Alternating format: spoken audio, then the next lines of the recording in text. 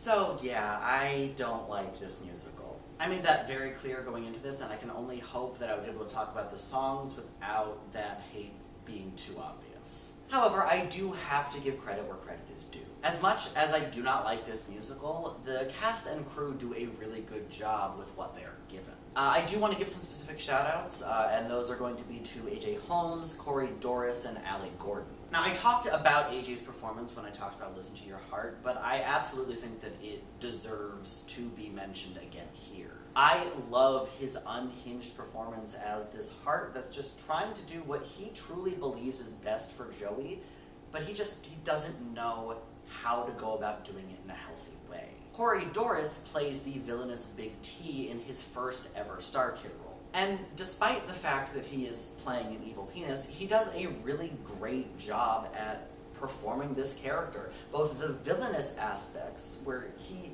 honestly comes across as pretty threatening despite what he's wearing, and the more sympathetic aspects that come near the end of the show. And also, he just sounds fantastic. Finally, Allie Gordon, whose only performance with Star Kid for a while was this show. She has since come back for Star Kid Homecoming, which is a live show that they did to celebrate their anniversary, and for the original production of VHS Christmas Carol that they did back during the pandemic.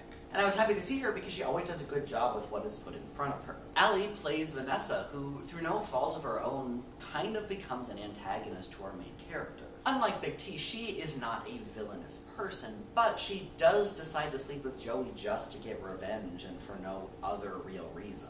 But you do see where she's coming from, and you can tell that despite everything that's going on, she is a kind individual who's just going through a lot, and also has a friend that just makes really bad decisions. In this case, that bad decision is the aforementioned sleep with Joey to get revenge. That's the bad decision that I'm talking about in this case. However, as great as this cast is, it cannot save this musical. This musical is just really stupid, but unlike a Harry Potter musical, I feel like there just wasn't thought put into this musical. Now, I'm not necessarily saying that there was a lot of thought put into Harry Potter musical, but it is a very good homage to Harry Potter, and it does seem like there was at least an attempt to make some clever jokes. This musical, not so much. There are basically only two kinds of jokes throughout this entire musical. The first being about how half of the cast are anthropomorphized genitalia, and the second about sex. And that's it. True, there are occasional moments where we get jokes like the one that I referenced during Even Though, which I fully stand by saying is one of the best jokes that Star Kid has ever written.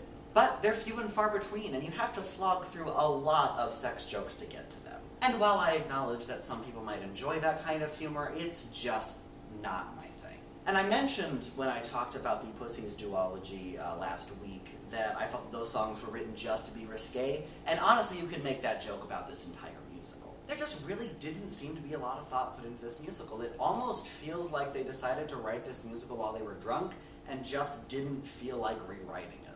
And I also have to mention that I do not like the ending. Specifically, I don't like the implication that Joey can't be in a meaningful relationship without his dick.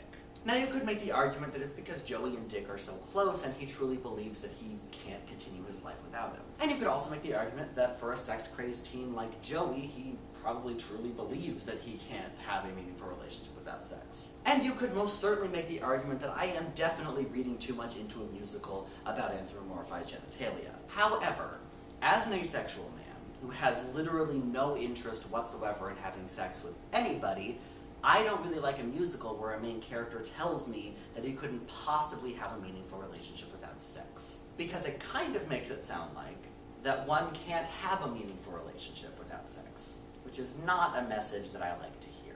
Again, I know that I am likely reading too much into this, and I'm not saying that the writers of Me and My Dick believe this. But that's what comes when you make something.